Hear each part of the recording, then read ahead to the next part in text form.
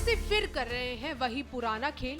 क्या ये vote bank की राजनीति है या सच में अल्पसंख्यकों की आवाज?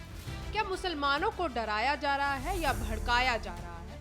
कई सवाल हैं, लेकिन जवाब एक, जो इस बार बेहद तीखा और सीधा था। दरअसल AIMIM प्रमुख असरुद्दीन ओवैसी ने केंद्रीय अल्पसंख्यक मंत्री किरेन रिजिजू को लेकर बयान दिया, जिसमें उन्होंने वाक संपत्ति और मुस्लिम समुदाय के अधिकारों को लेकर चिंता जताई। लेकिन उनके इस बयान पर भाजपा नेता शहजाद पूनेवाला ने जो पलटवार किया, उनसे सबका ध्यान खींच लिया। आइए सुनते हैं उन्होंने क्या कहा।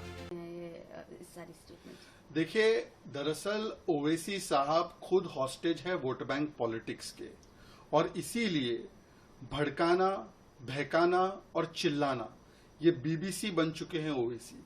और ओवैसी साहब ने CA के समय पर भी बोला था कि मुसलमानों की नागरिकता छिन जाएगी। कितनों की नागरिकता छिनी? अब वक्फ का मामला आया है तो बोलते हैं मस्जिदें छिन जाएगी, कब्रिस्तान छिन जाएंगे। तो भड़काना और बहकाना और चिल्लाना, ये ओवैसी साहब वोट बैंक के हॉस्टेज बनकर, वोट बैंक पॉलिटिक्स के हॉस्टेज बनकर इस प्रकार की बातें करते हैं। पर मैं ओवैसी साहब से पूछना चाहता हूं कि यदि आप सच में मानते हैं कि भारत के मुसलमान बंदी है, बंधक है, तो फिर CA में आप वकालत क्यों कर रहे थे कि अफगानिस्तान और पाकिस्तान के मुसलमानों को भी यहां पर आने दिया जाए? मतलब अगर भारत के मुसलमानों की इतनी दयनीय स्थिति है आपके हिसाब से, तो और मुसलमानों को बुलाने की पेशकश क्यों कर रहे थे आप CA कानून में?